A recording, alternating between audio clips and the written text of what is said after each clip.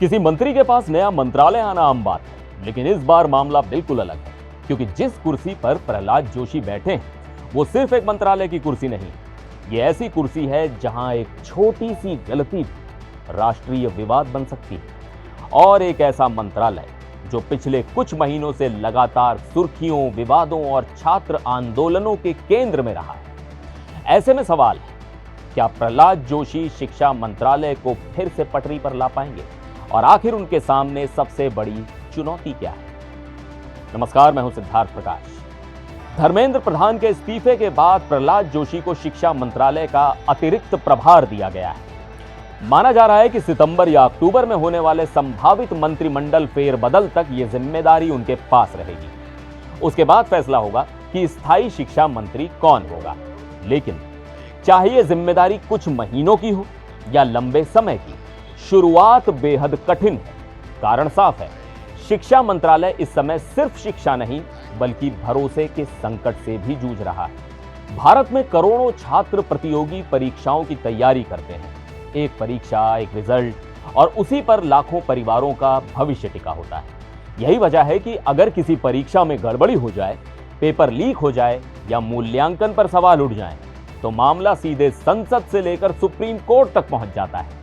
NEET paper leak विवाद ने यही दिखाया। इसके बाद छात्रों का बड़ा आंदोलन हुआ, सरकार को लगातार सफाई देनी पड़ी और अंततः शिक्षा मंत्रालय की कार्यशैली पर गंभीर सवाल खड़े हुए। यह भी समझना जरूरी है कि धर्मेंद्र प्रधान का कार्यकाल केवल विवादों तक सीमित नहीं था। राष्ट्रीय शिक्षा नीति को आगे बढ़ाने का बड़ा काम उनके ही कार्यकाल में हुआ। नई शिक्षा व्यवस्था, कौशल आधारित पढ़ाई, भारतीय भाषाओं पर जोर और कई सुधारों को आगे बढ़ाया गया। लेकिन दूसरी तरफ यूजीसी के कुछ दिशा निर्देशों पर विवाद हुआ, सीबीएसई मूल्यांकन प्रक्रिया को लेकर सवाल उठे और सबसे बड़ा झटका बना नीट पेपर लीक। यानी उपलब्धियां भी रहीं, लेकिन आखिरी तस्वीर विवादों से ज्यादा प्रभावित हुई। राजनीतिक विश्लेषक लंबे समय से कहते रहे हैं कि शिक्षा मंत्रालय भाजपा और राष्ट्रीय स्वयंसेवक संघ यानी आरएसएस के लिए बेहद अहम मंत्रालयों में माना जाता है।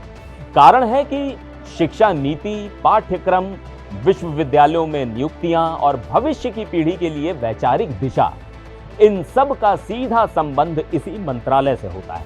इसी वजह से इस मंत्रालय के हर बड़े फैसले पर राजनीतिक बहस भी होती है और वैचारिक चर्चा भी। हालांकि सरकार हमेशा कहती रही है कि उसके फैसले शिक्षा सुधार और राष्ट्रीय हित को ध्यान में रखकर लिए जाते हैं। सबसे पहला मोर्चा है संसद। पेपर लीक से जुड़ा संशोधन विधेयक चर्चा के लिए सूचीबद्ध है।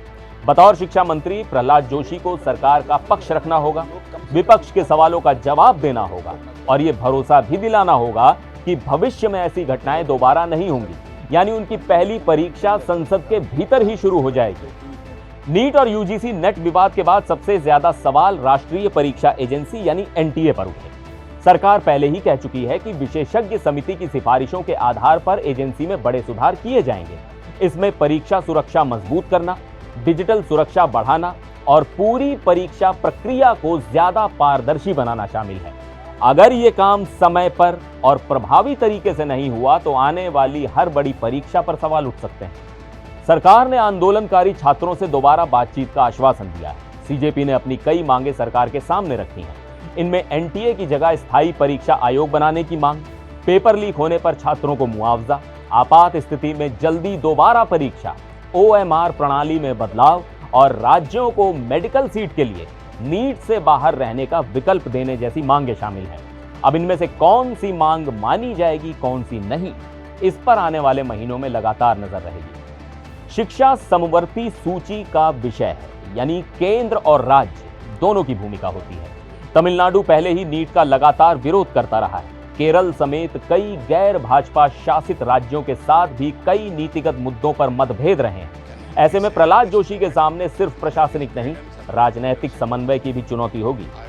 केंद्रीय विश्वविद्यालयों में खाली पद भरना, आईआईटी और आईआईएम में नियुक्तियां तेज करना, रिसर्च फंडिंग को पारदर्शी बनाना, राष्ट्रीय शिक्षा नीति के बचे हुए काम पूरे करना, नए पाठ्यक्रम समय पर लागू कराना और एएसईआर रिपोर्ट में सामने आए बुनियादी शिक्षा के अंतर को कम करना।